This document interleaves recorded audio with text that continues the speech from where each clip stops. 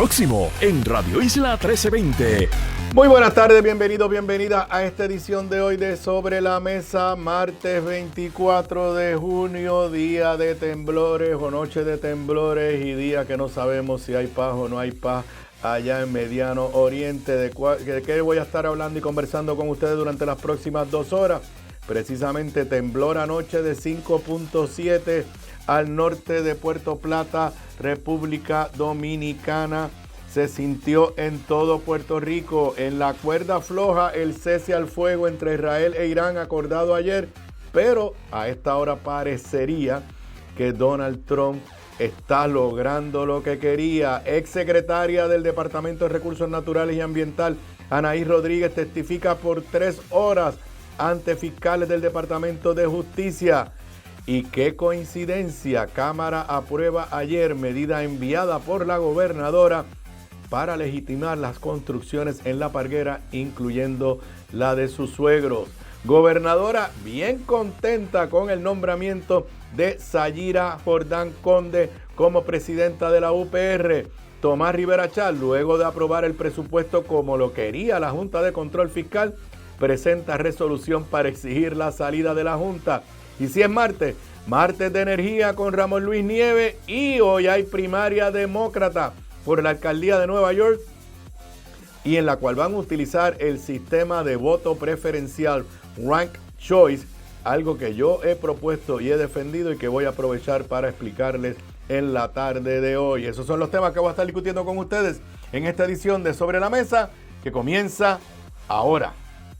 Un líder cuya voz conecta historia y actualidad. Su visión clara y experiencia única dan luz a los temas que moldean nuestra nación. Aníbal Acevedo Vilá está en Radio Isla 1320. Esto es Sobre la Mesa. Nuevamente bienvenidos, bienvenidas a esta edición de hoy de Sobre la Mesa. Les aclaro que como casi todos los martes, esta edición la grabé más temprano. Así que, ¿qué quiere decir eso? Que si ha ocurrido algo particularmente allá en la guerra entre Israel e Irán, pues si sucedió algo dentro de las 2, 3 de la tarde, pues no lo tengo en este momento. Pero aquí estoy como todos los días de lunes a viernes desde las 3:55 hasta cerca de las 6 de la tarde a través de toda la cadena de Radio Isla 1320.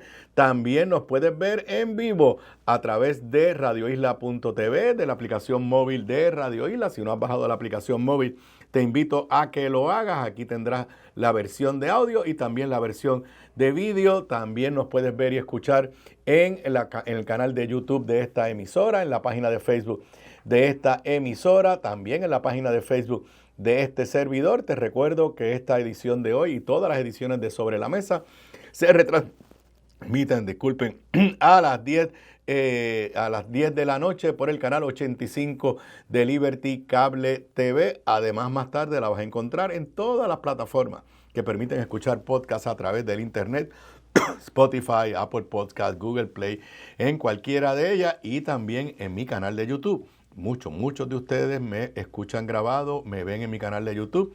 Les agradezco, ya sea a través de Radio Isla 1320, a través del internet, en vivo, grabado. Agradezco su sintonía. También les recuerdo que si hoy es martes, poco después de terminar esta edición de Sobre la Mesa, puedes ir a el canal de YouTube Análisis de la Z a la A. Ese es otro canal diferente, donde está la nueva edición del podcast que grabo semanalmente con la licenciada Zoela Boy, discutiendo temas candentes. Esta semana abundamos sobre la selección de la nueva presidenta de la Universidad de Puerto Rico y toda esta percepción que puede ser realidad, parece realidad, de la nueva presidenta de la Universidad de Puerto Rico, los retos que tiene, el proceso cómo se dio. También analizamos profundamente, tema que voy a discutir yo con ustedes hoy también, la citación a la exsecretaria del Departamento de Recursos Naturales por fiscales del Departamento de Justicia. Pero me parece interesante porque soy yo, además de analizar eso, un poco entramos a profundizar si estamos viendo una tendencia de los jefes de agencia de esta administración de entender que el rol de ellos es complacer a la gobernadora en lugar de actuar según los mejores intereses del país y adelantar los objetivos de las agencias que dirigen. Y también analizamos lo que había ocurrido allá en el Mediano Oriente, en el cese al fuego entre Irán e Israel. Y aunque les suene extraño, yo voy un poco a analizarlo aquí también hoy.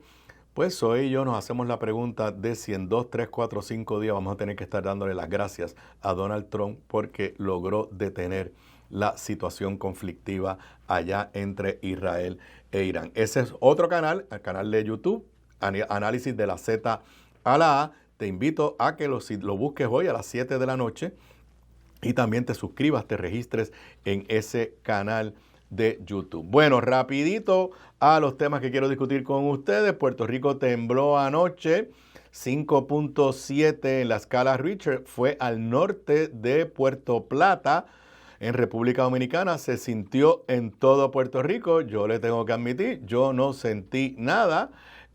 Ocurrió básicamente, el epicentro fue a 45 millas de Punta Cana y a 97 millas de Mayagüez, pero por lo que veo yo no sentí nada. Se sintió, por lo menos en San Juan, gente lo sintió, se sintió en casi todo Puerto Rico. 5.7 es fuerte y la red sísmica reporta que hubo 10 réplicas luego de ese temblor. Obviamente no hay ningún daño ni en República Dominicana ni aquí en Puerto Rico, pero el director de la red sísmica, el señor Víctor Huérfano, indicó que sí, que fue un evento importante y en cierta medida pues un recordatorio de que aquí en Puerto Rico vivimos en un área de mucha actividad sísmica. Ninguno pues olvida lo que ocurrió en enero del 2020 y los terremotos allá en el área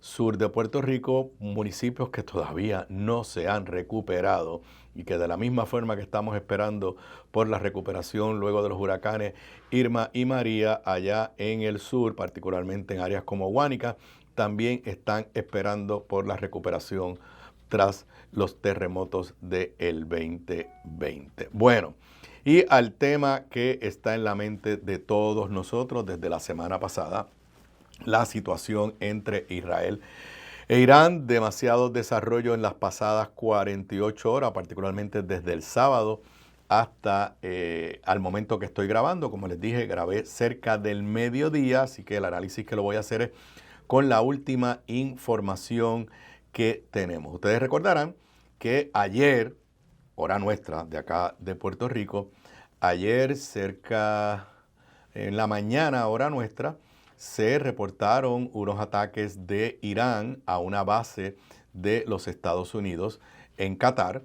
Lo analicé con ustedes en la edición de ayer de Sobre la Mesa. Fue una especie de un show, una coreografía, porque Irán escogió atacar una base importante, pero que sabía que no le iba a hacer ningún daño. Lanzaron, creo que fue 12, 14 misiles. Le avisaron a Qatar de que iban a atacar. El propio Donald Trump dijo que le avisaron a los Estados Unidos. Todos los misiles fueron interceptados por la defensa que esa base tiene de los Estados Unidos.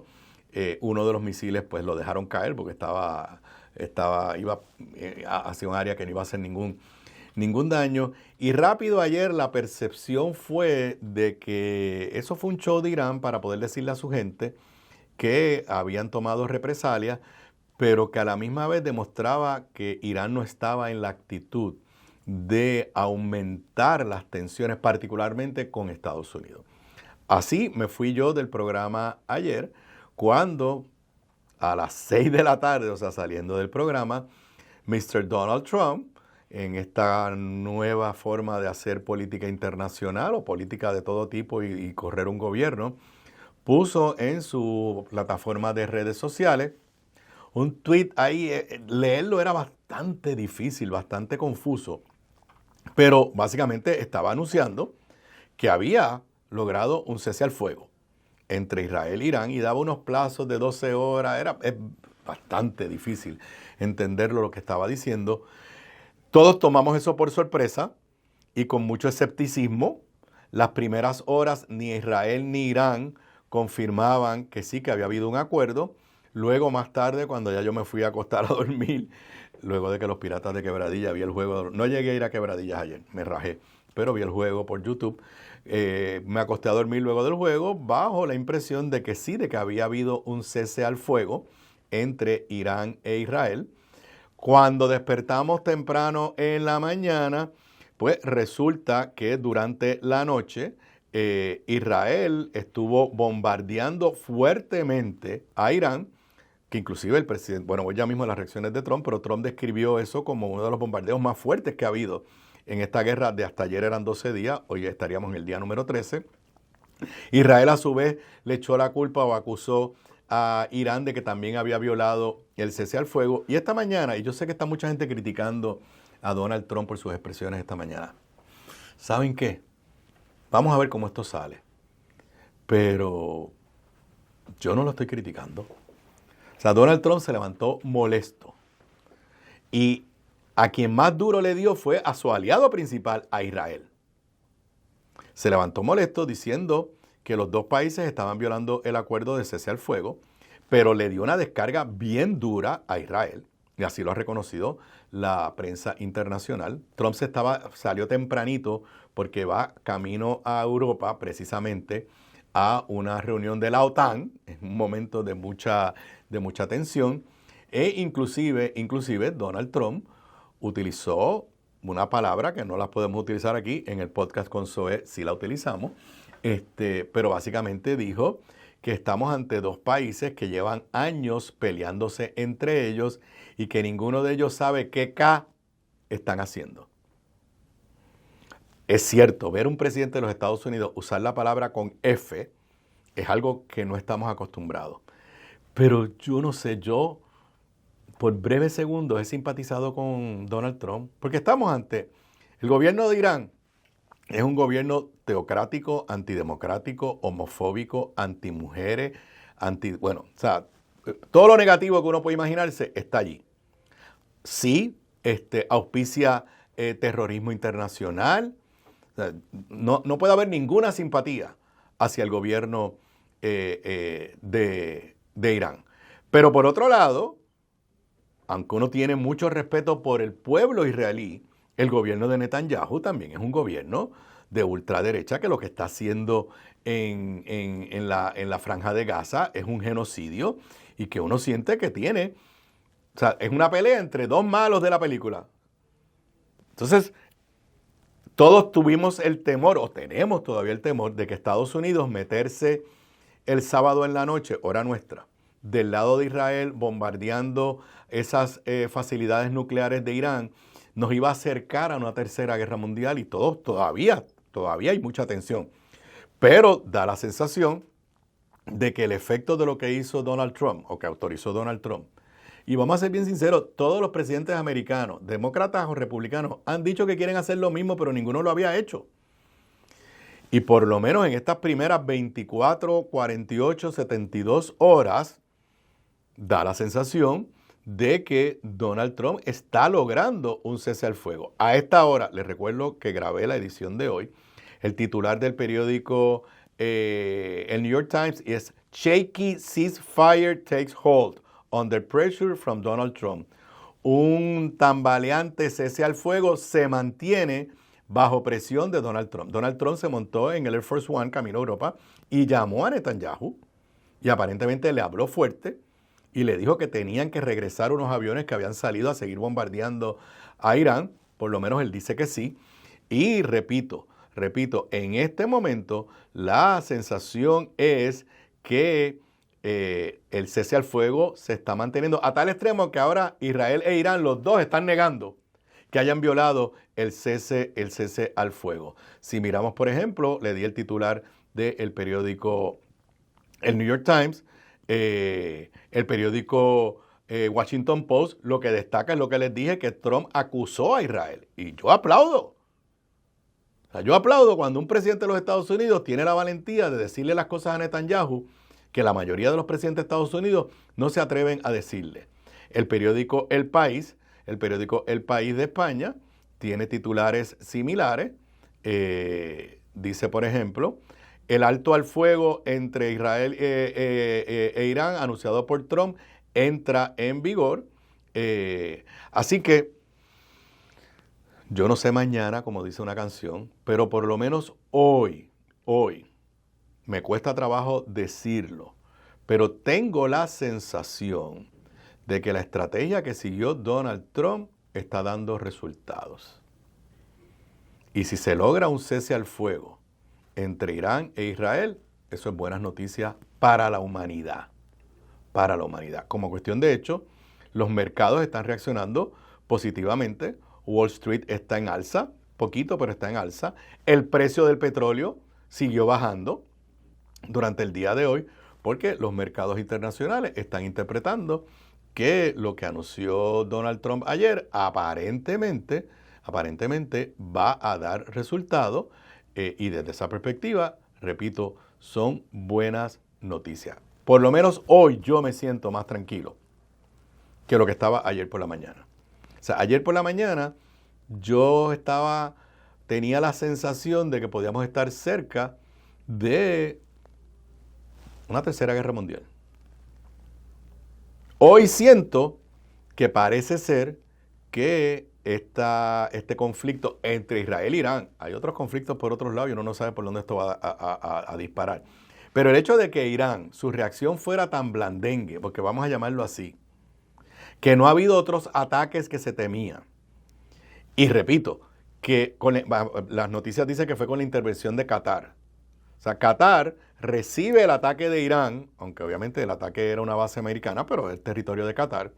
Qatar también hace un show de que va a tomar medidas, pero dicen artículos en la prensa internacional, particularmente el New York Times, que mientras estaba haciendo eso, Qatar sirvió de intermediario para decirle a Irán, mira, Netanyahu está dispuesto a aceptar un cese al fuego que Donald Trump le está pidiendo y en algún momento ayer se logró ese cese al fuego. Quizás cuando ustedes estén escuchando esto a las 4 y pico de la tarde, porque repito, lo he grabado hoy, el cese al fuego se acabó y volvieron los bombardeos. Pero da la sensación de que se está avanzando rápidamente en un cese al fuego y que pues vamos a tener un periodo quizás de mayor estabilidad, de tranquilidad en esa región del Mediano Oriente. Es interesante porque aquí todos los demás jugadores, Rusia, que es un aliado de Irán, se ha quedado con las manos afuera. China, que es obviamente otra superpotencia económica y también militar, se ha quedado con las manos afuera. Y lo que nadie esperaba, porque hay que recordar, o sea, Donald Trump inicialmente no estuvo de acuerdo con los bombardeos de Israel. Es más, Donald Trump había abierto las líneas de diplomacia con Irán. Y pocos días después, o sea, se suponía que hubiera una reunión entre funcionarios del gobierno de Estados Unidos y del gobierno de Irán para retomar la posibilidad de un acuerdo como el que había firmado Obama y que Donald Trump echó al zafacón. Cuando Netanyahu decide bombardear, lo que sabemos públicamente es que Donald Trump le pidió que no lo hiciera, que le diera tiempo a la diplomacia. Netanyahu no le hizo caso. Por eso le digo, estamos aquí ante unos regímenes o unos líderes que es difícil de defenderlo o no se pueden defender. Netanyahu no le hace caso a Donald Trump. Donald Trump se resiste por varios días. Al principio le dijeron a Irán, a esos bombardeos no tienen nada que ver con nosotros. Pero la presión de Netanyahu a Donald Trump fue tal, y yo creo que Donald Trump, que le encanta vivir para la historia, para su ego, yo creo que en un momento él se convenció de que pasará a la historia como el presidente de los Estados Unidos que había destruido, si es verdad que se destruyó toda la capacidad nuclear de Irán, eso está por verse. Pero por la reacción que ha habido de Irán, yo no tengo la más mínima duda que están sorprendidos y asombrados con el golpe militar que le dio los Estados Unidos. Yo no soy un experto militar.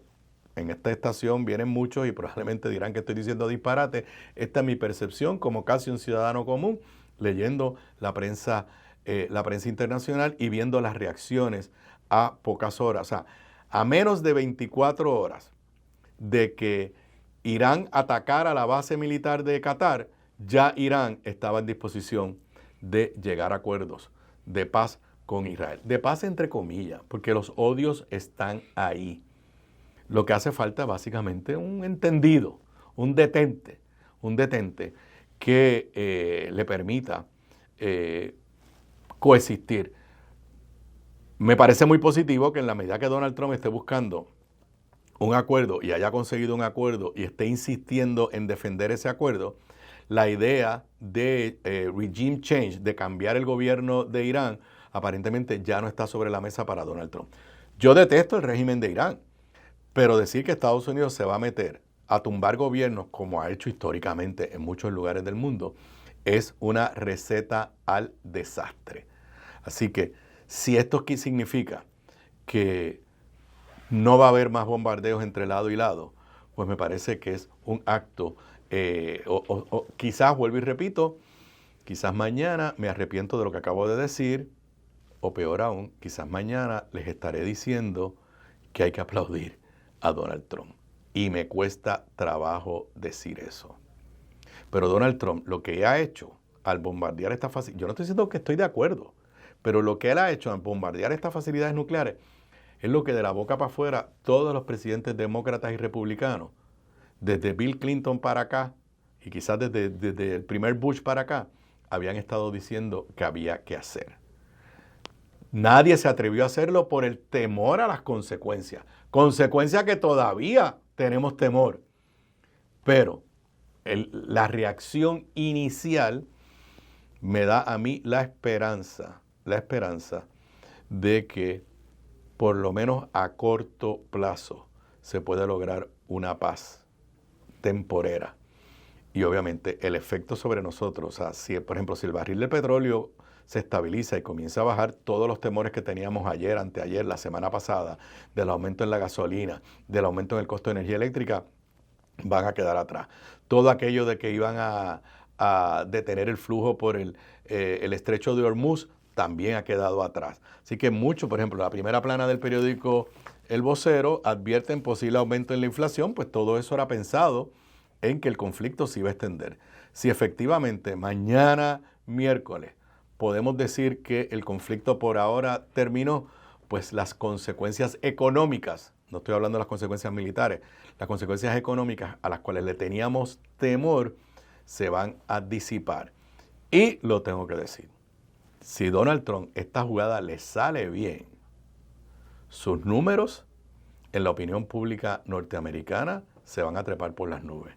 Y hoy que él está llegando a la reunión de la OTAN, que es precisamente el acuerdo militar de Estados Unidos con los países de Europa, no sé, creo que lo van a recibir con los brazos abiertos y le van a decir, contrario a lo que hubiera pasado hace una semana, 2 semanas, 3 semanas atrás, lo van a estar felicitando si todo se desarrolla como aparentemente ha ocurrido durante las primeras horas.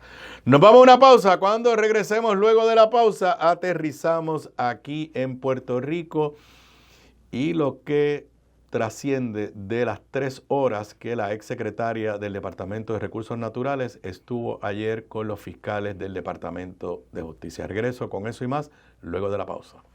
Quédate en sintonía de Radio Isla para acceder al análisis más profundo de Puerto Rico y el mundo. Aníbal Acevedo Vilá, Sobre la Mesa, por Radio Isla. Gramas lindas, gramas, plantas, palmas y todo para tu jardín. En Dorado, 796-1386. 796-1386. Gramas lindas, excelente calidad y servicio insuperable. 796-1386. Caribí, calidad, experiencia y el mejor precio. Pídelos en tu supermercado más cercano. Simplifica tu vida con Caribí. Distribuye North Caribe Imports, la empresa puertorriqueña con más de 50 años sirviéndote a ti.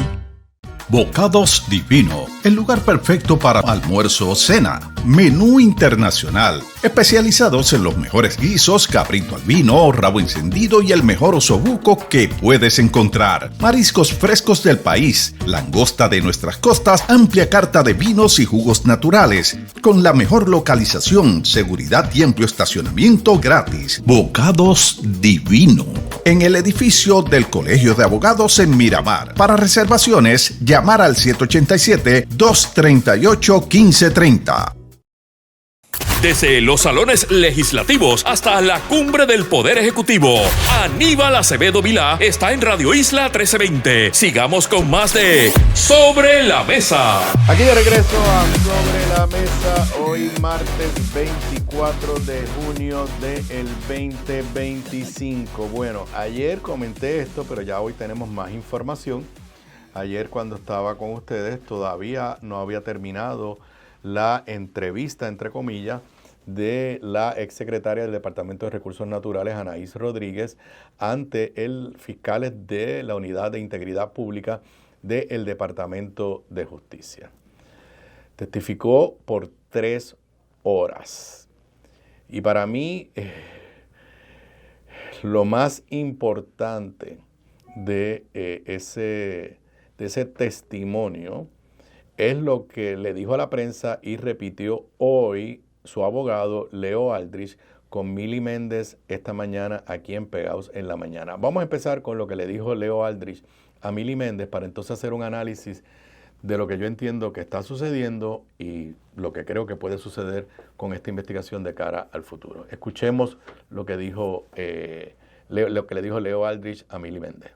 Sí puedo decir, y lo dije ayer y quiero reiterarlo y enfatizarlo, que la licenciada Rodríguez, al irse el 31 de diciembre de 2024 del Departamento de Recursos Naturales, dejó 3 cosas sobre su escritorio. A la izquierda de su escritorio dejó el presupuesto de recursos naturales. A la derecha, en su escritorio, dejó las leyes y reglamentos que gobiernan esa agencia. Y en el centro del escritorio dejó un post-it amarillo que decía éxito para su sucesor en la agencia. En ningún momento y ninguno de esos documentos son una orden administrativa firmada o una orden administrativa pendiente. El que diga lo contrario está mintiendo, porque la licenciada Rodríguez, como secretaria de Recursos Naturales, no dejó orden administrativa pendiente y no dejó firmada orden administrativa alguna.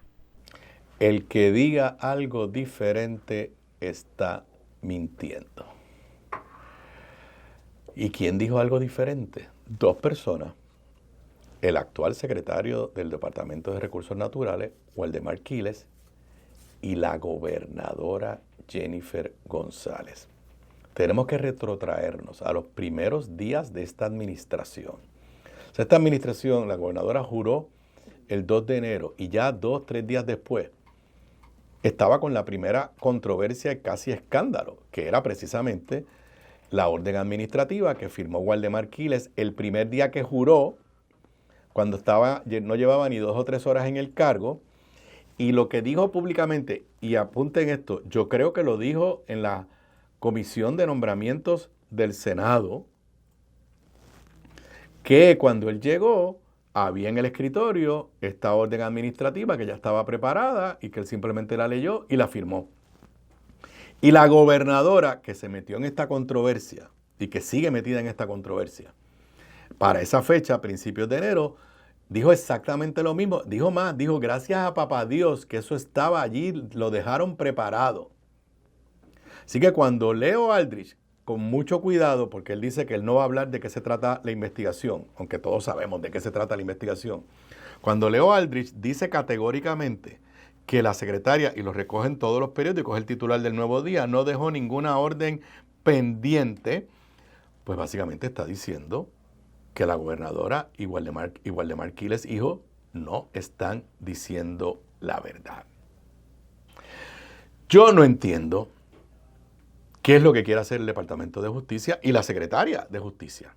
La secretaria de Justicia se inicia en el cargo, primero entrando en la controversia del aborto y ahora entrando en esta controversia.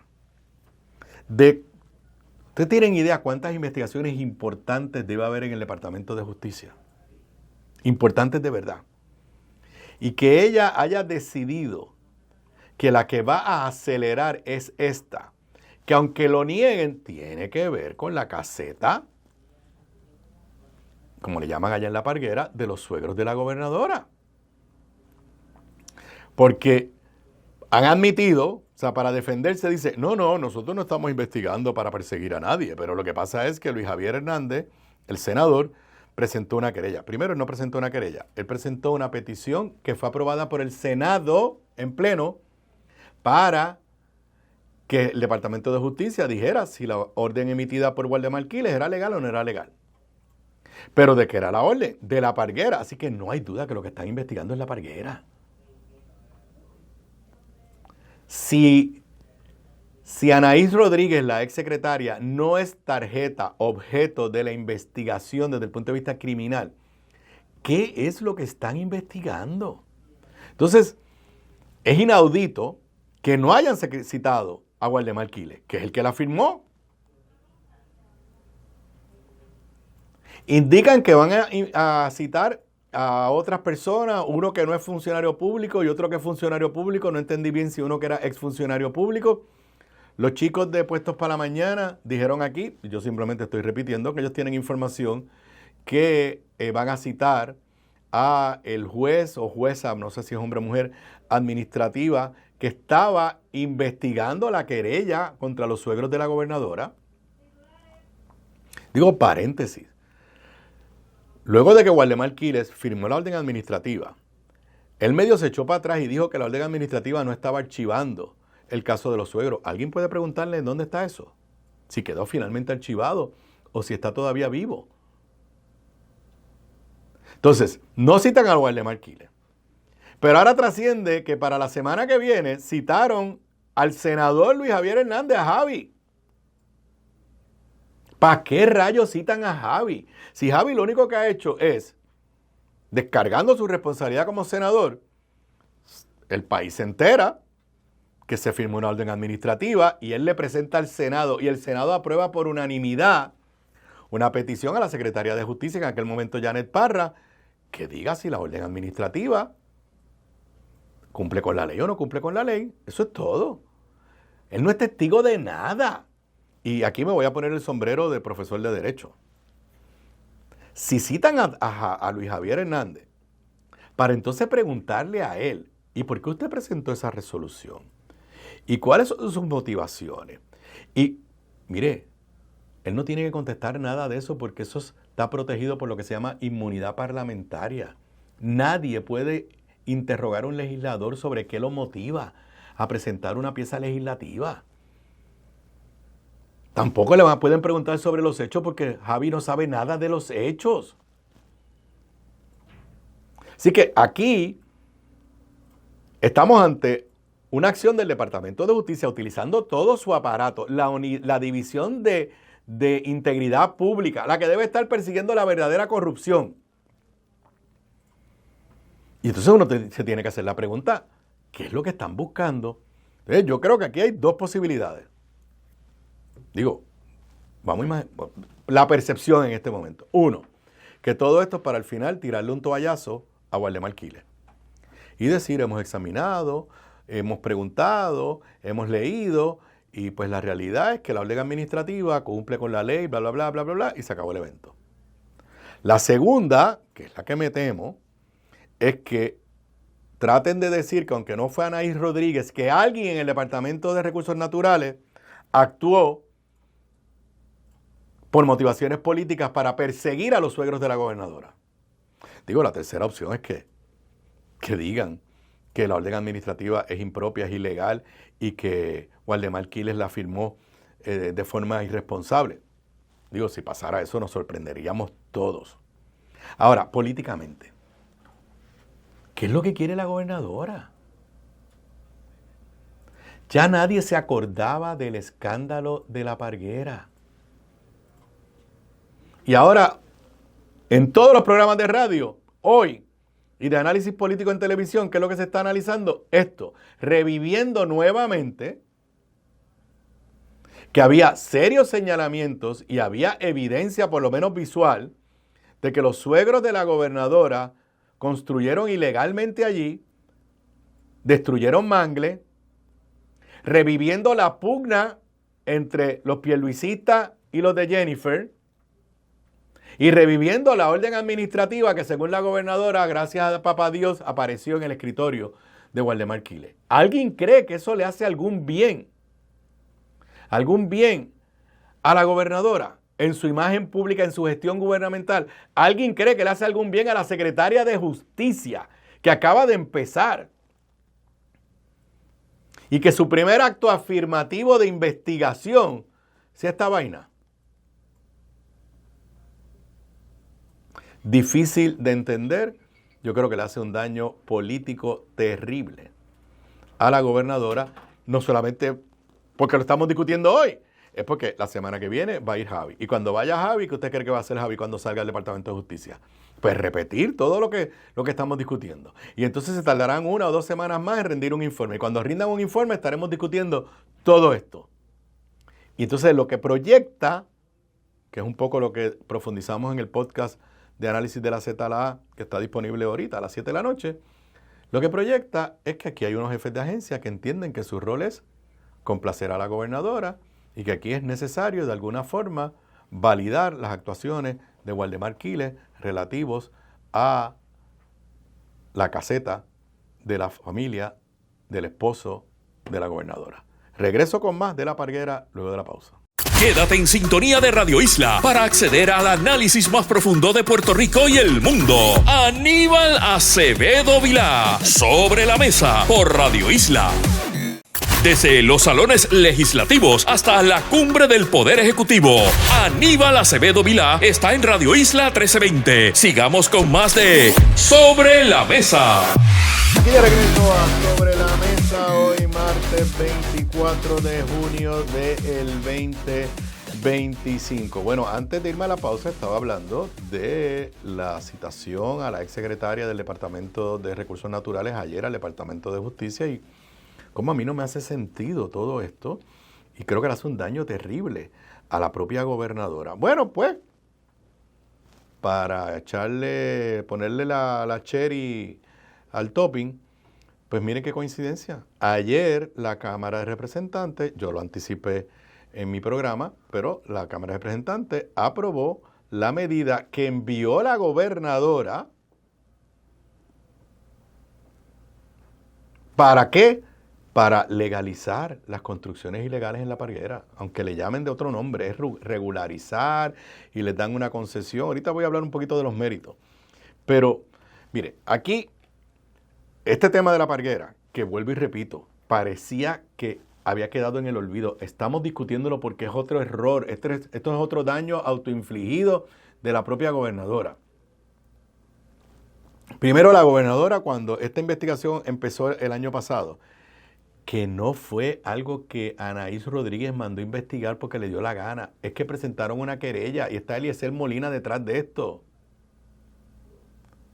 Eliezer Molina detrás de esto. Y otros ambientalistas, y ellas pues hicieron lo que había que hacer. Pero en ese momento la gobernadora levantó la bandera de persecución política. Para mí, su primer error. Porque si no había nada ilegal, había que dejar que la cosa corriera. Entonces, segundo error. Waldemar Quiles no hace más que jurar y firma esta orden administrativa de la que nadie sabía nada y que generó indignación. Tercer error. La gobernadora se mete en la controversia. La gobernadora se mete en la controversia al decir que papá Dios había dejado esa orden administrativa allí en el escritorio. Cuarto error. De los primeros 4 proyectos de ley que la gobernadora manda a la legislatura, envía el proyecto para regularizar las construcciones en La Parguera. Entonces, después que el hecho está ahí descansando, la nueva secretaria del Departamento de Justicia, Lourdes Gómez, revive esta investigación que nadie sabía que existía.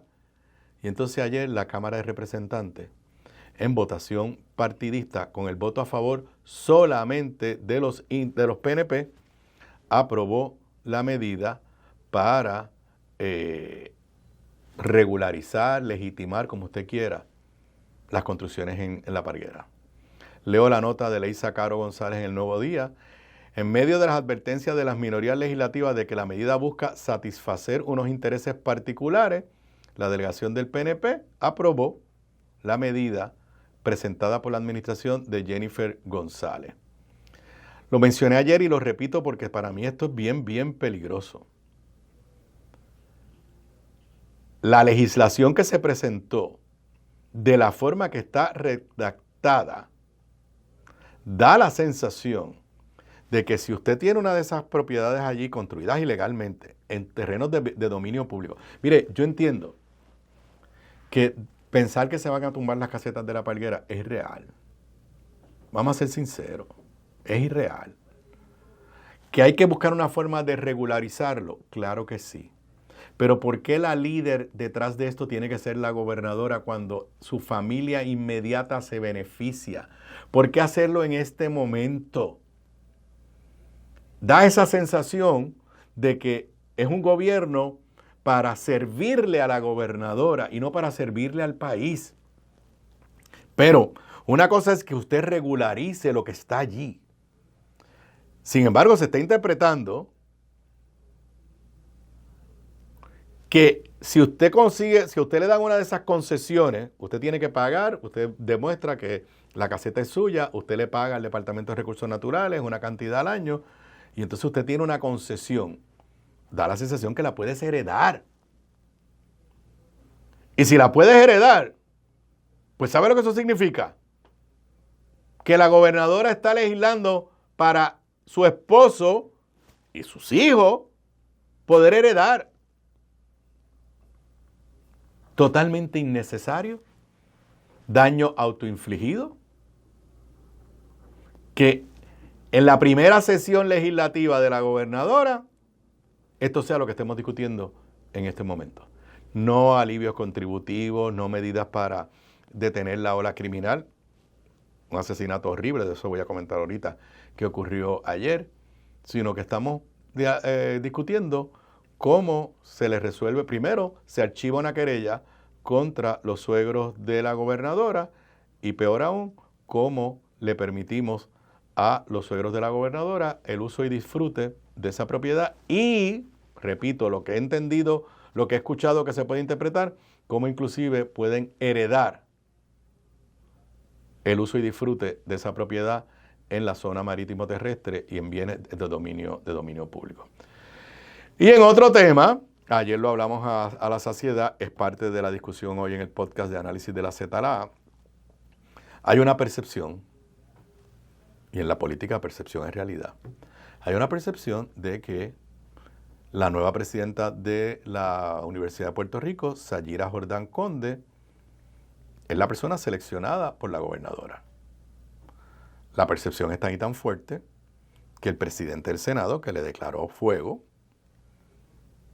públicamente en uno de sus posts de redes sociales, le adjudicó la presidencia a la intervención de Ángel Cintrón y de Francisco Dómenech a petición de la gobernadora.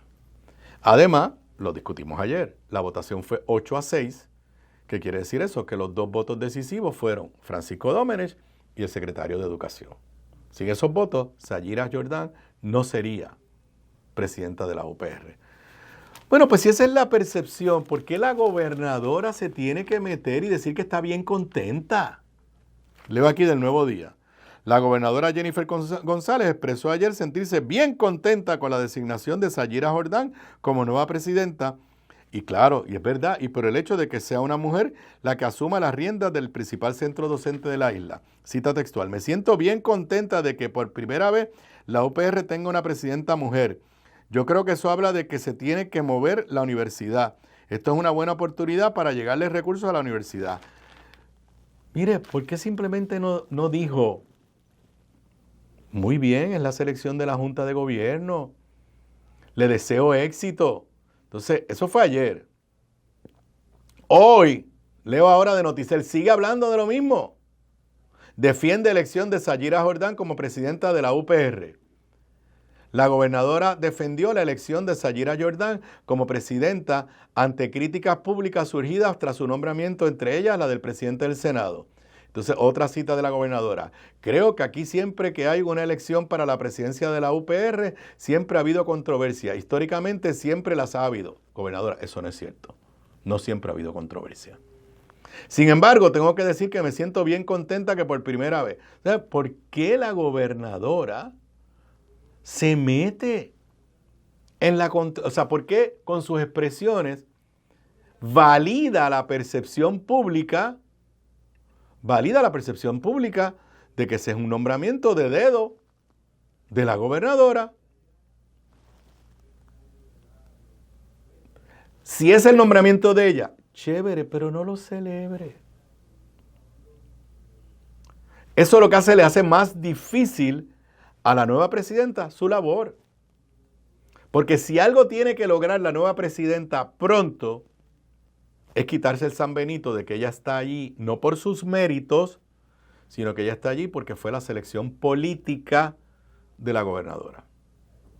Yo le tengo que decir, yo conozco a Jennifer González, corrí contra ella en el 2020, por mucho tiempo tuve una buena relación de cordialidad con ella, y las veces que me la he encontrado en tiempos recientes también de mucha cordialidad.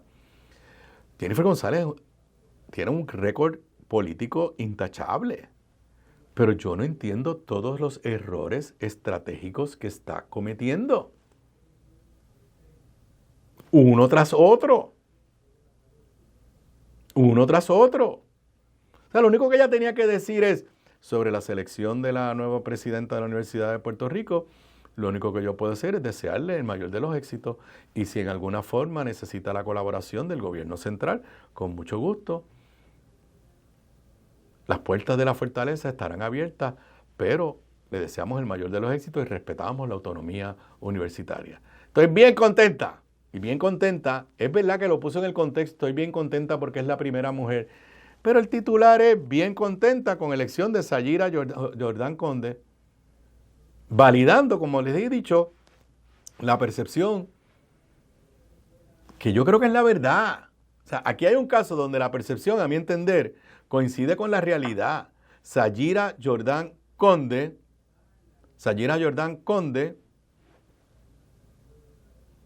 es presidenta de la Universidad de Puerto Rico porque fue la persona que la gobernadora decidió que fuera la presidenta. Si tiene los méritos y si lo puede hacer, estará por verse ahora. Pero de que le debe su puesto a la gobernadora, eso yo no tengo la más mínima duda. Yo no estoy diciendo que no tiene la capacidad para ser presidenta, tampoco puedo afirmar que tiene la capacidad para hacerlo. Se tiene que probar. Lo dije ayer y lo mencionó el presidente del Senado ayer. Tengo mis dudas si tiene el temperamento.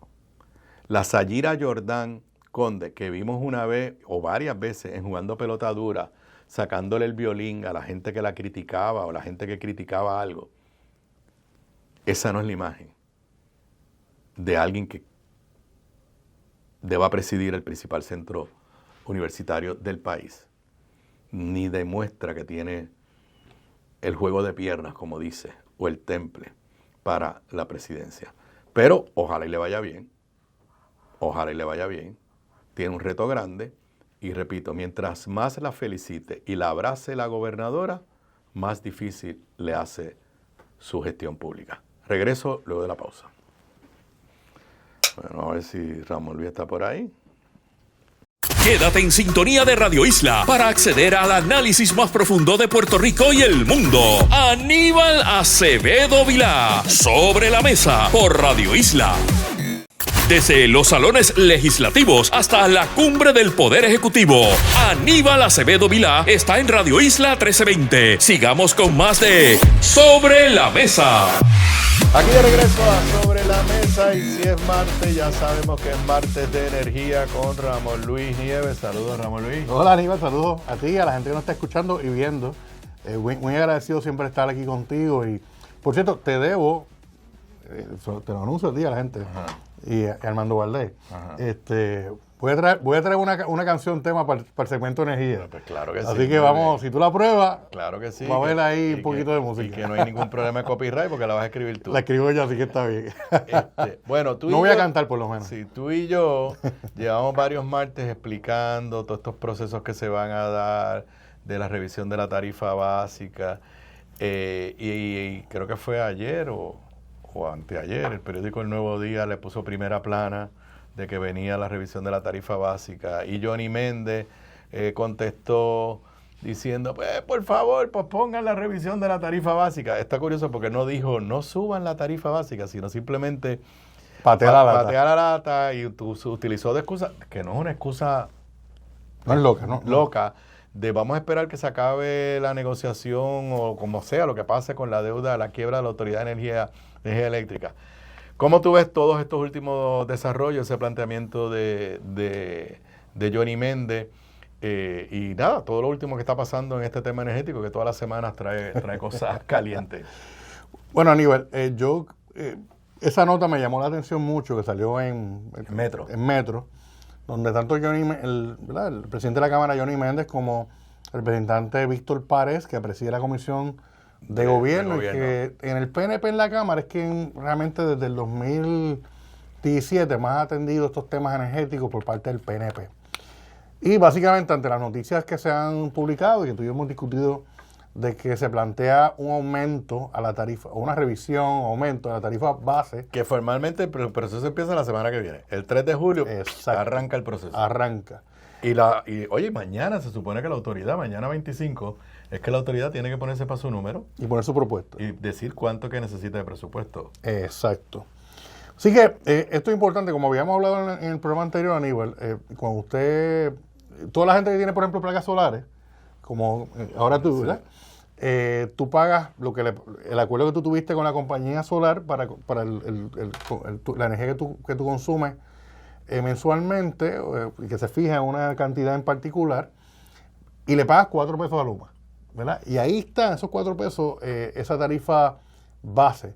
La tarifa base de la Autoridad de Energía Eléctrica no se revisó entre 1989 y el 2016, mayormente porque, por razones políticas, si la autoridad planteaba un aumento en esa tarifa básica, ya usted sabe lo que iba a pasar, que sea forma de revolú político, con impacto electoral, y eso no ocurría.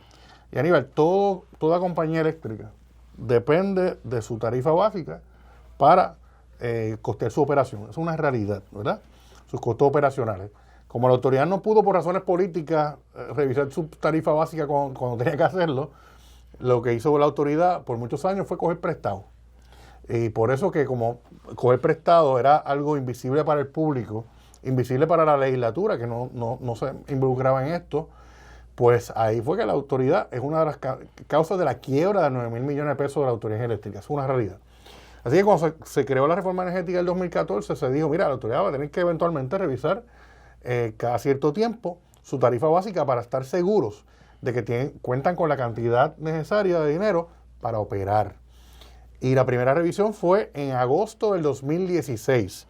Y lo recuerdo mucho porque precisamente la oposición de entonces, del PNP, dijo, mira, ahí está uno de los 90 impuestos que puso Alejandro García Padilla, que es mentira, ¿verdad? Entonces, no era ningún impuesto y tampoco eran 90, todo eso fue falso. Pero fue parte de la narrativa política que ayudó entonces a en la elección del 2016 a elegir a Ricky Rosselló. Vamos a estar claros. Pues ahora, una cosa curiosa de esta nota es que el speaker, el presidente de la Cámara, Johnny Méndez, y Víctor Párez están diciendo, mira, no suban no revisen esa tarifa básica ahora. Vamos a esperar a que se resuelva el tema de la quiebra, que pueden tener un punto. Lo que pasa es que, obviamente, la Autoridad Eléctrica y sus operadores, que son Luma y Genera, necesitan un dinero para operar. Así que, ¿cuándo se va a resolver la quiebra? No sabemos. Este año no va a ser, posiblemente ni siquiera el próximo. Así que eso es el planteamiento que hacen los compañeros legisladores. Es loable, tienen que hacerlo por su responsabilidad política, pero realmente eso no depende de los legisladores, va a depender de lo que determine el negociado de energía. Pero a mí me parece, el proceso que empieza ahora. A mí me parece el planteamiento es una admisión entre líneas, lo que tú y yo hemos dicho aquí, no queremos ser pájaros de mal agüero, de que cuando ese proceso termine, la tarifa va a ir para arriba. Sin duda. O sea, Sin y duda. ellos lo que están diciendo, claro, no creo que sea una buena estrategia patear la lata, porque pues, tú sabes, al final del camino van a tener que subir la tarifa básica. Y no veo que gana con posponerlo en este momento, y quizás el cantazo es más duro si lo hacen más adelante. Correcto. Y para colmo se puede hasta deteriorar aún más el servicio eléctrico si Luma dice, mira, yo no tengo los chavos para operar, así que voy a tener que cortar aquí, cortar acá, en cosas que tienen que hacer para no subir la tarifa básica, pero entonces el servicio se deteriora.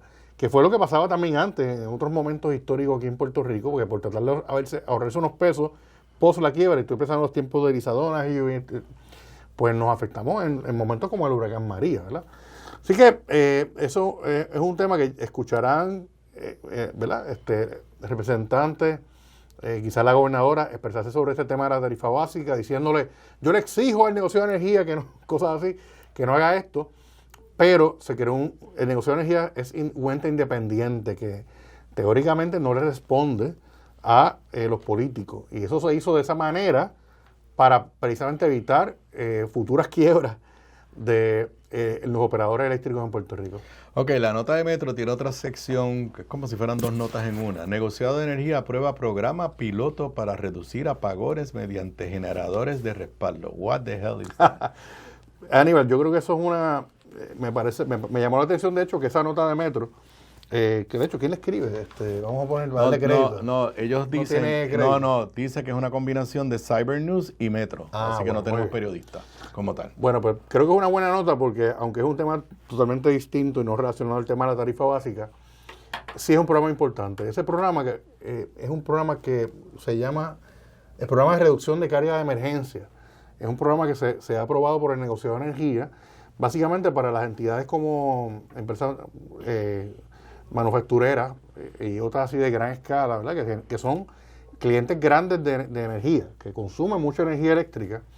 Básicamente en ese programa se dice que los participantes del programa, cuando la red esté en unos momentos donde tenga poca generación de energía o ya se pueda prever que va a haber una reducción en la energía que se está produciendo en la red, los participantes se les va a notificar de, mira, empresa tal,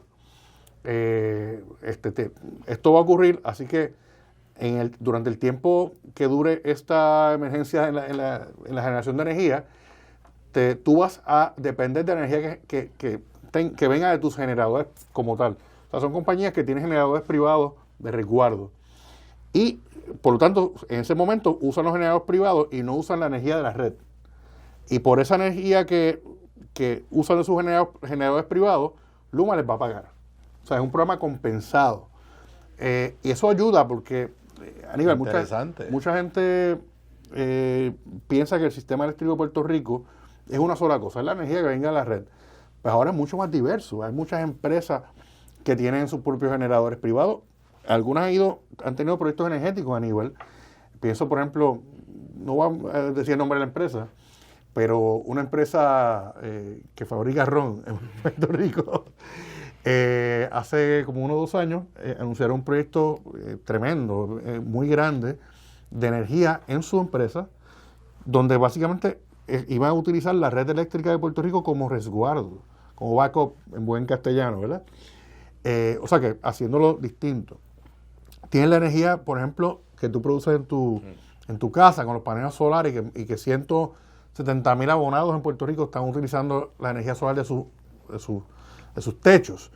Para eso, de hecho, hay otro programa, que es el programa de Virtual Power Plant, BPP, que también maneja Luma, donde los participantes del programa, cuando hay problemas de generación de energía, la red puede utilizar la energía de las baterías de las personas que tienen Ve acá, yo no me he suscrito a eso. Explícame eso. Pues yo no sé cuál es el estado actual del programa, porque era un programa piloto. Okay.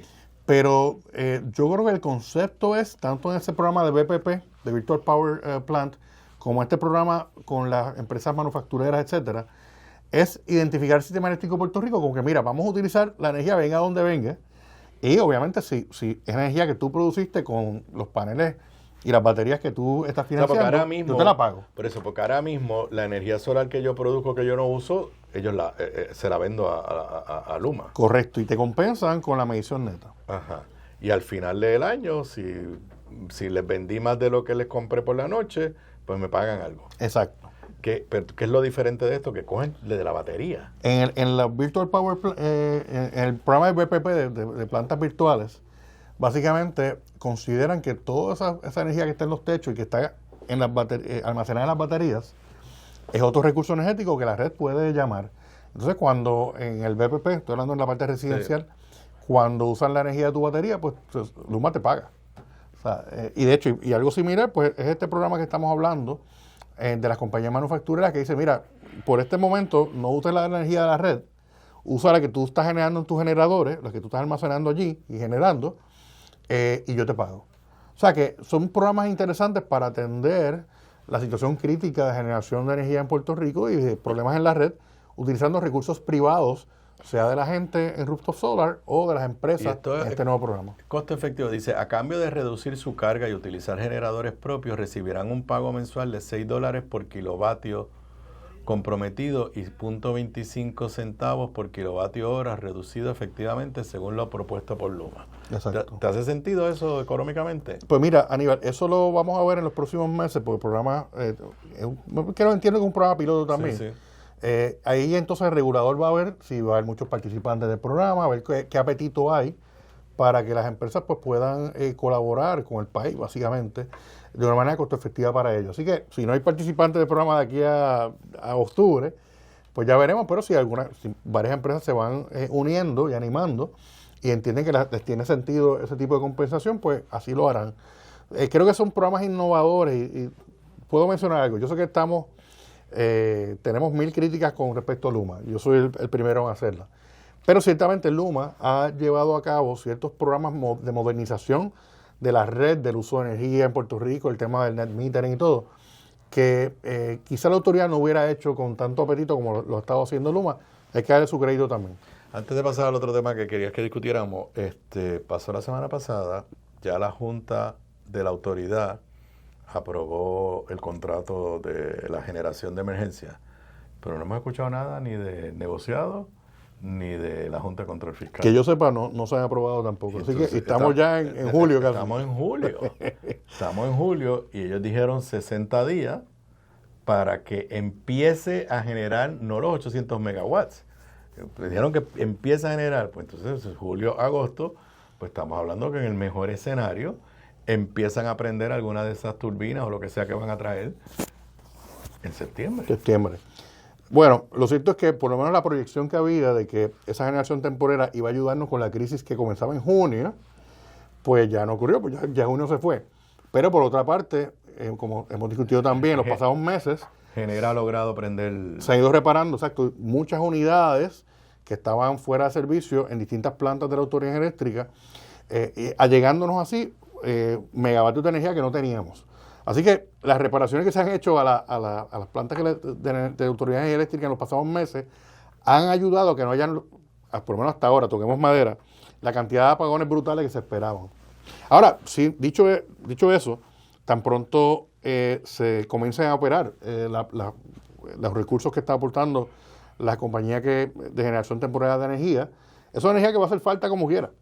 Sí, porque yo, en gran medida, uno de los problemas que yo he entendido es que como no tenemos suficiente generación, no puedes hacer los mantenimientos preventivos. Correcto. Que se requiere, que básicamente tienes que apagar unas máquinas, pero entonces no la puedes apagar porque si apagas esa máquina para darle mantenimiento, no porque se dañó, sino que la apagas a propósito para darle mantenimiento, pues entonces empiezan los apagones. Y por lo que entendí que dijo Josué Colón, una de las cosas que se harían con esta generación de emergencia, esos 800 megawatts, es permitir un plan más efectivo de mantenimiento. Sí te digo, Aníbal, que me parece algo positivo desde que, se supone que el contrato con Luma fuera fiscalizado, como sabemos, por la autoridad de las alianzas público-privadas. Así lo dispone el contrato, etcétera, y como se diseñó el tema de la ley. En los pasados 4 años eso no ocurrió una fiscalización adecuada. Yo creo que con la entrada del ingeniero José Colón y el nombramiento de él como SAR de energía, hemos visto de parte del Ejecutivo una actitud de fiscalizar todos los aspectos del sistema eléctrico. Antes del 2018, toda esta administración del sistema eléctrico estaba concentrada en la Autoridad de Energía Eléctrica, que no lo manejó bien, no lo hizo bien, en gran medida, pero después que se privatizó, pues esto se rompió como en 1000 pedazos, y se creó el grupo, se creó Luma por un lado, está Genera por el otro, está la Autoridad de Energía Eléctrica por otro. ¿Está las APP? Está la APP. O sea, aunque hemos visto las peleas, pero también hemos visto de parte del gobierno como tal, y en la figura de José Colón, un esfuerzo por administrar y ver una visión completa del tablero de ajedrez. No solamente ver a las piezas jugando solas. Así que creo que eso es loable que esté ocurriendo de esa manera. Yo personalmente entiendo que si el modelo que se va a seguir en el futuro va a continuar siendo de unos operadores privados, pues de parte del gobierno esa figura como una oficina de energía, como un SAR de energía consolidado debe existir, quizás ya incluso hasta por ley. Separado del negociado. Esto es separado del negociado porque la responsabilidad de este ente del Ejecutivo, que ahora llamamos SAR de energía, es un tema administrativo, ¿verdad? Pero el negociado tiene un rol de regulador. El negociador no es el que controla el día a día de cómo se administra el sistema eléctrico, o no debe hacerlo, pero sí debe ser el que fije las reglas y el que dirima las controversias que surjan. Así que, así como... Pero el negociado también tiene un rol de preparar el plan desde el punto integrador de recursos. Ajá. Exacto. Y eso es pura política pública. Exacto, pero es un rol de regulador y de dirigir y de fijar los recursos del país, identificarlos para que cumplan con una política pública en particular. Pero ¿quién administra el día a día? Eso sí, debe estar siempre a manos del gobierno. Y ahora desviándonos, porque todas estas conversaciones que tú y yo tenemos aquí, sí, ajá. El plan integrado de recursos se tiene que revisar. Sí, eso ¿Cuál está. es el estatus de eso? Pues Aníbal, Porque ahí es que van a chocar con la gobernadora y el uso de carbón, el uso de gas natural y toda esa vaina. No necesariamente. Precisamente el plan integrado de recursos se supone que comenzará a revisarse, comenzó a revisarse en el 2023. Eso está a cargo de Luma, antes estaba a cargo de la autoridad. Y comenzaron un proceso, Luma hizo unas vistas o unos encuentros a nivel de la isla con distintos sectores y produjeron el primer borrador en el 2024, si mal no recuerdo. Borrador que yo lo vi y realmente tiene unas cosas allí que no van para ningún lado. Pero entonces, cuando ya para el tiempo electoral del año 2024, se estaba previendo que iba a haber un cambio de política pública. Cuando gana Jennifer González, pues en efecto lo hubo. Ahí se aprueba la ley eliminando las metas intermedias de energía renovable, dejando la meta final del 2050, pero obviamente eso le da un espacio al gobierno para integrar y diversificar más la cartera energética e integrando más energía, más gas natural, por ejemplo, a la ecuación. Y eso altera a nivel el plan integrado de recursos, porque el plan integrado de recursos se supone que se haga de conformidad con lo que diga la política pública. Según lo que yo he escuchado de parte del negociado en comparecencias públicas... Ok, pero entonces el plan lo prepara Luma, pero lo aprueba el negociado. Lo aprueba Luma, lo prepara Luma. Antes por ley lo preparaba la autoridad, pero ahora lo prepara Luma. Lo somete al negociado. Cuando el negociado pues le hace unas preguntas, le dice, mira, te falta aquí, te falta allá.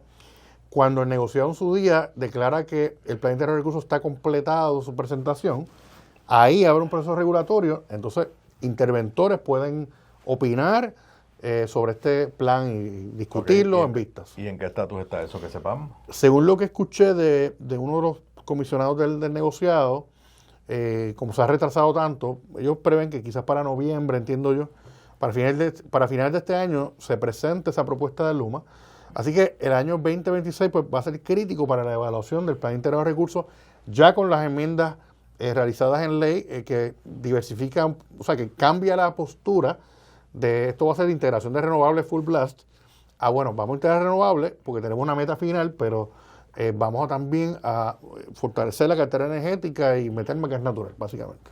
Bueno, querías comentar este informe del Instituto de Estadísticas que tiene este titular, esto salió la semana pasada, Yo me negué a discutirlo aquí porque me deprimía. La tarifa de energía eléctrica en Puerto Rico es 90% superior al promedio en comparación con sobre 200 áreas urbanas de Estados Unidos. El Instituto de Estadísticas de Puerto Rico publicó los resultados del índice de costo de vida correspondiente al primer trimestre del 2025. ¿Cómo esto es compatible con lo que hace un rato tú y yo hablamos de que vamos camino a una revisión de la tarifa básica para arriba?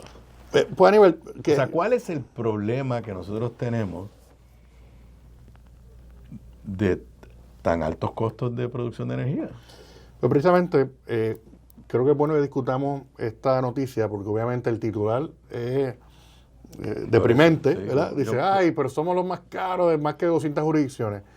Y yo creo que el Instituto de Estadísticas, que obviamente pues, yo respeto su figura, de hecho, eso no está por legislación tuya. No, eso es de Sila. De Sila Calderón. Correcto. Eso es de Sila. Pero me parece que el contexto es importante, Aníbal.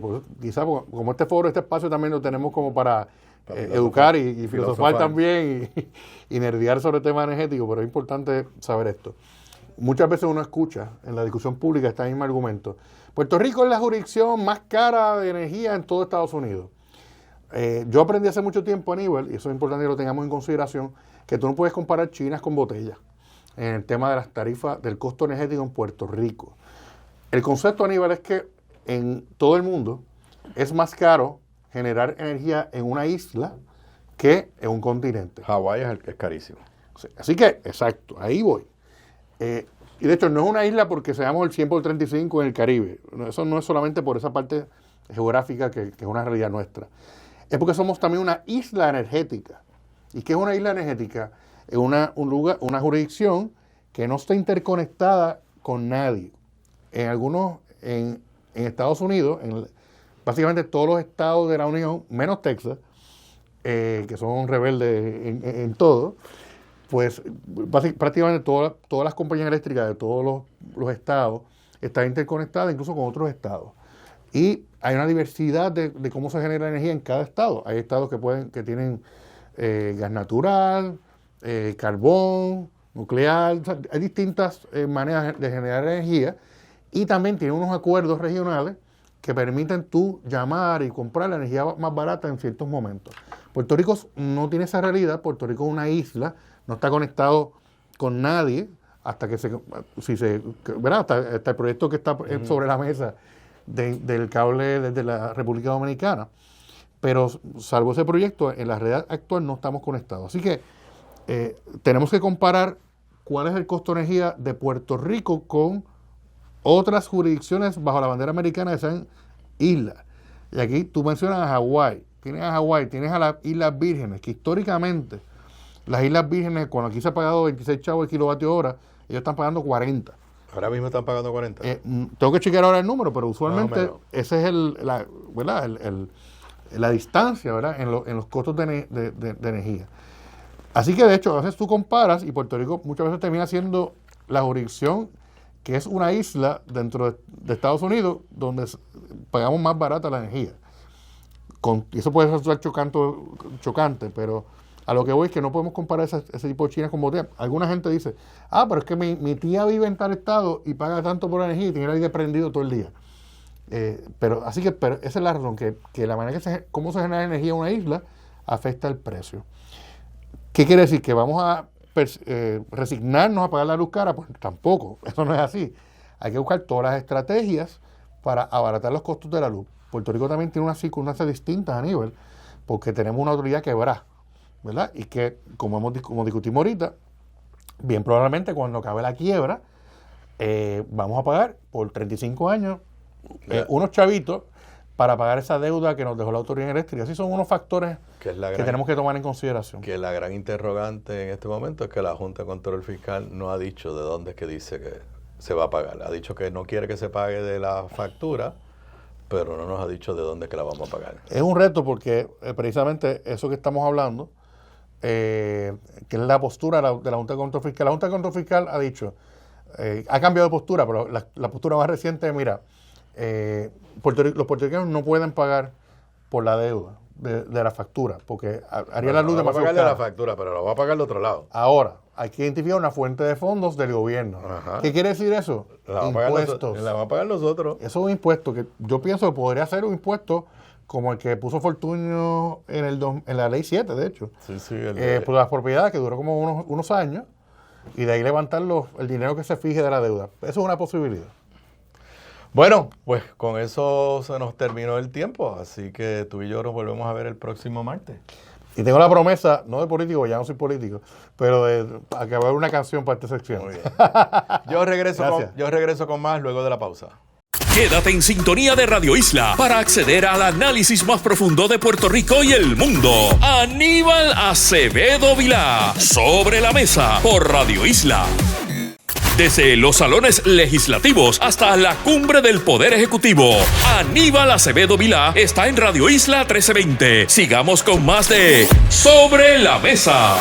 Aquí de regreso a Sobre la Mesa, entrando ya en los últimos dos segmentos, la edición de hoy, martes 24 de junio. Los que me siguen todos los días saben que yo no toco mucho temas de policíacos y de crímenes, pues salvo cuando son unas circunstancias que son inevitables. Y la realidad es que el asesinato que ocurrió ayer lunes en un servicarro, un de estos de despacho de comida, restaurantes rápidos, el asesinato de una mujer con sus dos hijos, creo que eran dos hijos en el vehículo, ocurrido en Toalta, pues son de los que merecen y ameritan un comentario, porque se trataba de una mujer que es testigo de un doble asesinato que había ocurrido, me parece que fue el 5 de mayo de este año, y todo tiende a indicar que la asesinaron por eso, porque era testigo de un doble asesinato.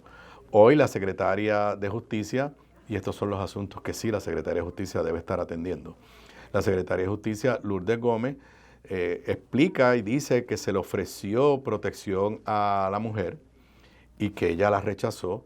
Dice esta nota de Adriana Díaz Tirado en la edición digital del periódico El Nuevo Día. Ella fue escoltada y fue dejada en una residencia donde se le orientó que no debía salir de la residencia por asuntos de seguridad. Lamentablemente salió. No sabemos las razones o la decisión que tomó y ocurrió ese lamentable suceso. Agregó que la víctima, identificada como Francesca Nieves López, rechazó ser albergada porque se sentía segura tras haber cambiado de residencia. Los menores están ahora bajo la custodia del Departamento de la Familia y se informa que hay otros testigos de este doble asesinato que ahora mismo están bajo la custodia del Departamento de Justicia. Los albergues de testigos en Puerto Rico siempre han dado mucho que desear y es una de las razones por las que yo creo que mucha gente no acepta ir a esos albergues de testigos, pero definitivamente una tragedia y un asunto que debe requerir la mayor atención del Departamento de Justicia, que una persona que es testigo de un asesinato y que está cooperando voluntariamente con el Estado, pues sea asesinada de la forma vil que fue asesinada esta mujer, pues extremadamente lamentable la situación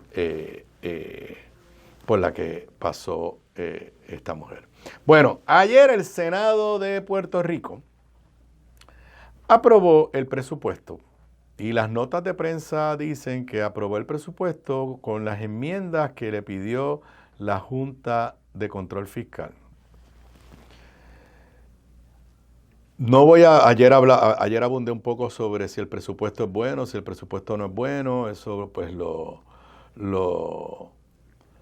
se discutirá. Los líderes del Partido Popular han hecho serios señalamientos. Yo creo que el presupuesto no es bueno, yo creo que es un presupuesto que va a darle problemas a la gobernadora y al pueblo de Puerto Rico. Dice esta nota del periódico El Vocero: Senado reconsiderará presupuesto tras aprobarlo con un error. El Senado de Puerto Rico reevaluará hoy la resolución conjunta de la Cámara que establece un presupuesto de 13.095 millones tras aprobarse ayer con un error, informó el presidente del Senado. Y se dice que se aprobó con las enmiendas que pidió la Junta de Control Fiscal. Luego de eso, el presidente del Senado hoy presentó una resolución le voy a leer el título, la resolución del Senado 236, para expresar el más enérgico rechazo del Senado de Puerto Rico a la permanencia arbitraria de la Junta de Supervisión Fiscal, más allá de lo dispuesto en la ley promesa, y reclamar acción inmediata del Congreso y del presidente de los Estados Unidos para su disolución. Voy a leer simplemente el primer párrafo de la exposición de motivos. El Congreso, al aprobar la ley promesa, el 30 de junio del 2016 estableció un propósito y un espíritu claro para su implementación. La ley fue concebida para proveer un método con el objetivo de que un territorio cubierto cumpla cabalmente con su responsabilidad fiscal y logre buen acceso a los mercados de capital. Su marco legal fue diseñado específicamente para abordar la severa crisis de la deuda gubernamental de Puerto Rico, que habría escalado de más de 70 millones. Y por ahí sigue diciendo, y básicamente el argumento es que ya Puerto Rico ha tenido 5, ese es el argumento de Tommy, ha tenido 5 presupuestos balanceados y que por ende la Junta se debería ir. Nuevamente tengo aquí sentimientos mixtos. Primero, aprobó el presupuesto con las enmiendas que le dijo la Junta. O sea, Tommy está siendo obediente. Están aprobando lo que este es el presupuesto de la Junta de Control Fiscal. Lo mismo pasó bajo la legislatura popular. O sea, no estoy aquí.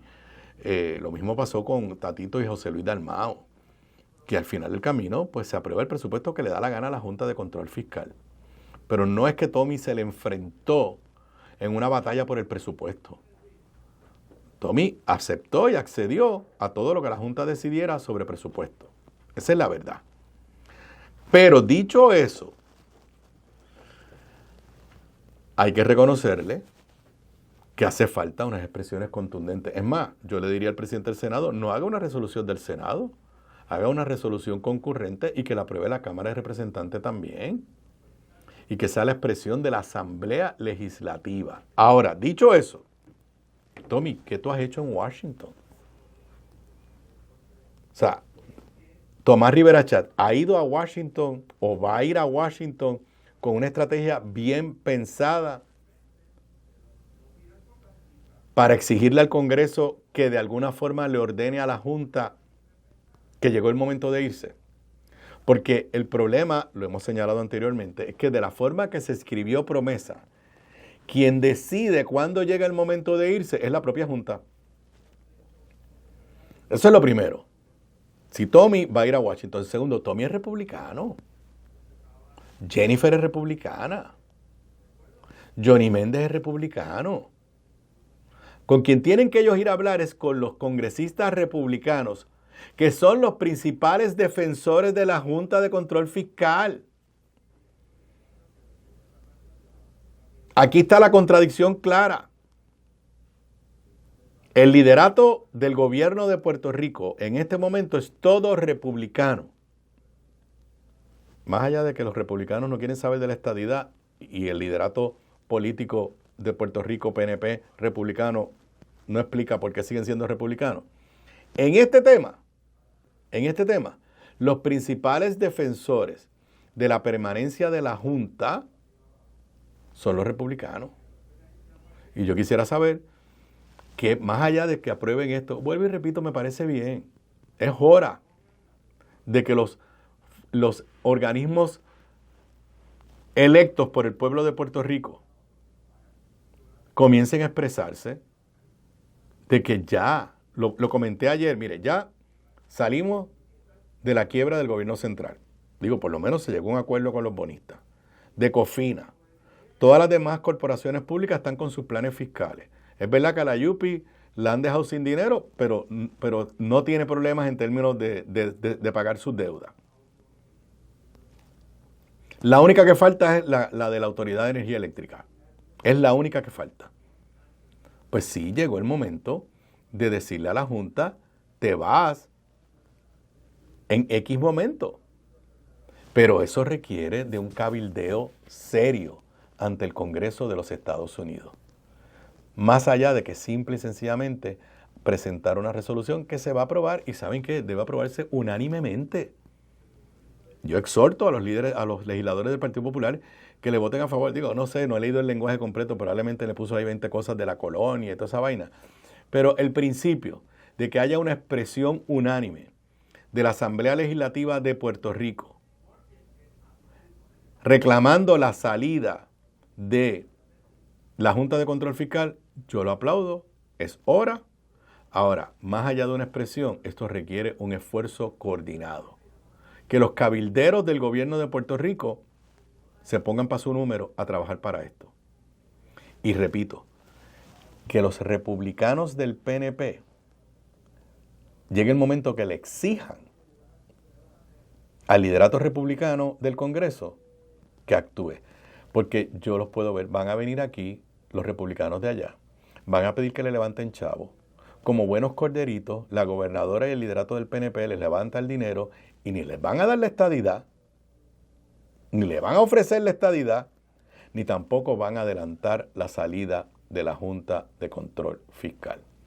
El problema con la Junta es que la ley estuvo mal diseñada, porque es una ley que no hay forma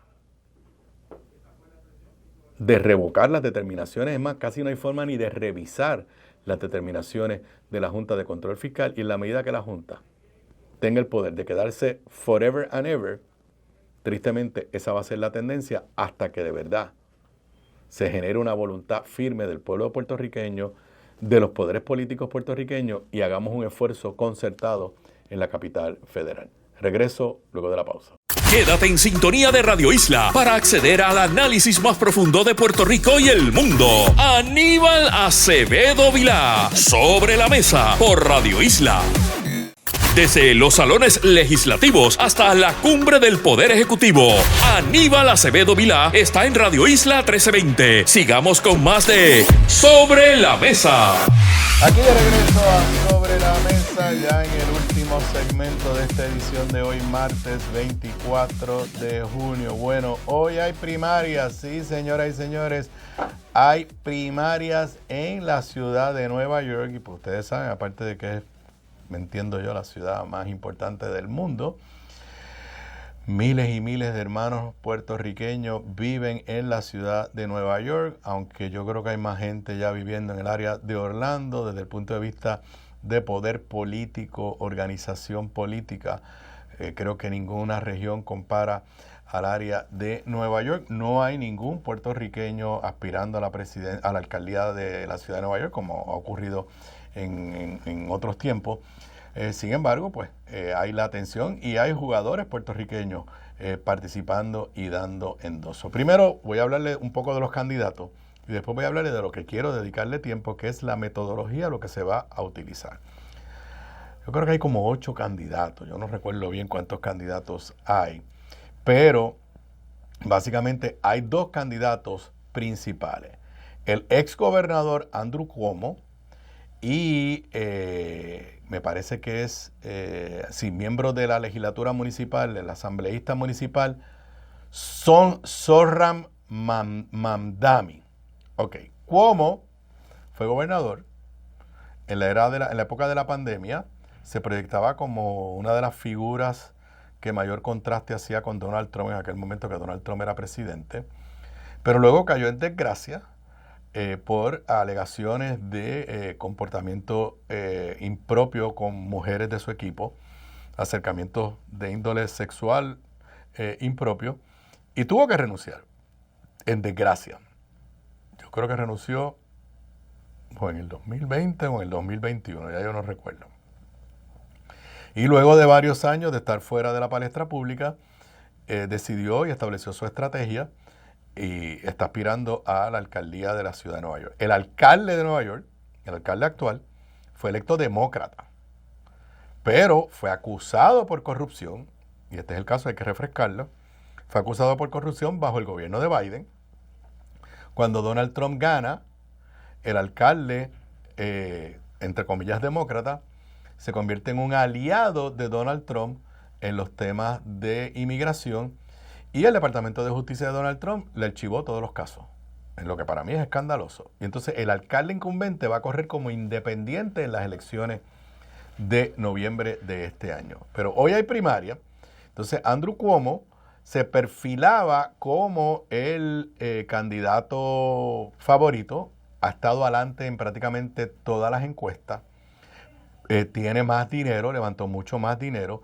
Y parte de su atractivo dentro de los demócratas es precisamente esa imagen que tuvo en el 2000 de que podía ser una contrafigura a Donald Trump. Pues muchos demócratas dicen, bueno, si lo elegimos alcalde de la ciudad de Nueva York, es una persona articulada, fuerte, pues puede ser un contraste con Donald Trump, y los demócratas están desesperados por buscar figuras. No estoy diciendo que fuera a correr para presidente en 2 años, en 3 años, pero por lo menos políticamente es una contrafigura. Sin embargo, le ha surgido el reto de este legislador municipal, Zohran Mamdani, quien es de origen, todo el mundo cree que es árabe, pero me parece que es hindú, y además de eso, es una persona del ala socialdemócrata o socialista, si le quieren llamar, del área de Bernie Sanders, del Partido Demócrata. Y la realidad es que en este momento el que tiene el momentum es Mamdani. Como cuestión de hecho, para nosotros los puertorriqueños, tiene el respaldo de Nidia Velázquez, tiene el respaldo de Alexandria Ocasio-Cortez y de otros líderes puertorriqueños electos. Ha ido creciendo en las encuestas. Tiene una estructura de voluntarios aparentemente extremadamente amplia. Menos dinero que Cuomo, logró levantar menos dinero que Cuomo, pero logró levantar muchísimo dinero con donativos pequeños, vuelvo y repito, a los Bernie Sanders. Pero la elección de hoy es la segunda vez que la ciudad de Nueva York elige por el método de voto preferencial, un rank choice. Yo he escrito sobre esto, he hecho propuestas. ¿Qué es eso? Eso quiere decir es que nadie gana si no tiene 50% del voto. Pero no es la segunda vuelta que tradicionalmente hay todavía en muchos lugares del mundo, que es que tú haces la elección y si nadie saca 50%, dentro de un mes vuelves a hacer otra elección entre los primeros 2. No. Aquí le van a dar una papeleta a todos los que vayan a votar hoy en esa primaria. Y en esa papeleta van a aparecer los nombres, creo que son 5 candidatos. Dije 8, pero creo que estoy equivocado. Entonces tú votas por quién es tu preferido. Pero entonces te preguntan, ok, ¿cuál es tu segundo choice? O sea, si no gana A, ¿por quién tú votarías? Y así tú vas votando.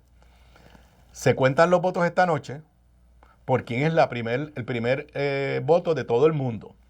Si nadie saca 50%, el que menos votos saca se elimina, pero se busca quién fue el segundo votado por las personas que votaron por ese que se eliminó. Sé que es un poco confuso, pero no es tan confuso nada. Entonces, ahí se va a la segunda vuelta, pero es automática porque no tienes que volver a votar. O sea, tú vas hoy y votas por el que a ti más te gusta, sin preocuparte si va a ganar o no va a ganar. Porque entonces tienes el segundo choice y el tercer choice. ¿Qué quiere decirle? Que hoy yo creo que lo que va a pasar es que hoy Andrew Cuomo, creo, va a salir adelante, pero no va a tener el 50%. Y va a salir adelante entre las personas que lo escogieron como su primera opción. Creo que Mamdani va a salir segundo. Depende cuál sea la diferencia entre uno y el otro. Los segundos y terceros choices son los que van a decidir. Y, sin ser un experto en la política de la ciudad de Nueva York, el momentum lo tiene Mamdani. Y de los 5 candidatos que hay en la papeleta, yo le diría que la inmensa mayoría están en contra de Cuomo. ¿Qué quiere decir eso? Que alguna gente que no va a votar por Mamdani, pero va a votar por otro de los candidatos, probablemente ponga a Mamdani como su segundo candidato. Así que interesante. Yo honestamente pienso otra de las tendencias que se dice es que Mamdani tiene el voto de los jóvenes. Hay que ver si salen a votar. Yo soy de los que creo que Puerto Rico tiene que moverse a un modelo de 50% más uno para poder salir electo. Nosotros no podemos seguir con la situación que tuvimos con Pedro Pierluisi, que tuvimos con Ricardo Rosselló y que tenemos ahora con Jennifer González, que ganó con 41% del voto. Yo creo que el voto preferencial, rank choice, es la solución. Usted lo hace, muchas veces usted hace esa decisión. Usted va y dice, si usted va a un restaurante y ve el menú, yo quiero esto, y después le dicen, eso se me acabó, pues usted escoge el segundo choice. Usted no se para y se va. Pues el rank choice está funcionando en Estados Unidos, la ciudad de Nueva York lo está utilizando. Las elecciones congresionales en Alaska se hicieron de esta forma. Las de Vermont, sí, creo que las de Vermont se van a hacer de esta forma. Así que me parece que hay que observar la votación de hoy por las dos razones. Primero, porque sale electo, que nos va a interesar a todos. Pero aparte de por quién va a salir electo, para ver cómo funciona esta nueva metodología. Repito, hace 2 meses atrás, Andrew Cuomo era el ganador y nadie lo dudaba. En este momento ha perdido el empuje y todo depende también mucho de la organización política y quienes salgan a votar. Y finalmente, antes de despedirme, una vez se ha calmado el tema de Israel e Irán, Donald Trump se está enfocando en lo que es su propuesta doméstica y se supone que el Senado de los Estados Unidos esta semana empieza a considerar el proyecto presupuestario de Donald Trump, lo que él le llama The Big Beautiful Bill, que es la medida altamente controversial que tiene recortes a diferentes programas en los Estados Unidos y que todavía nadie está claro de cuál va a ser el efecto sobre Puerto Rico. Pero no hay la más mínima duda que va a marcar un norte de la nueva política presupuestaria para los Estados Unidos, donde van a darle alivios contributivos a los billonarios a cambio de recortes a diferentes programas de asistencia nutritiva, programas de salud, se habla de Medicaid. Así que eso comienza hoy. Aquí leo una nota de José Delgado de hoy. Senado Federal comenzará este jueves el debate en el hemiciclo sobre el impopular proyecto de reconciliación fiscal. La mayoría republicana entró en una carrera contra el reloj para cumplir con el objetivo de Donald Trump de que esto esté aprobado antes del 4 de julio, pero es una medida que aún levanta objeciones en el propio caucus republicano y que tiene el rechazo de la opinión pública en los Estados Unidos. Así que esa será la próxima batalla allá en el Congreso de los Estados Unidos. Y con eso yo me retiro por hoy. Ustedes y yo nos volvemos a ver mañana miércoles a las 3:55 de la tarde. Muy buenas tardes para todos.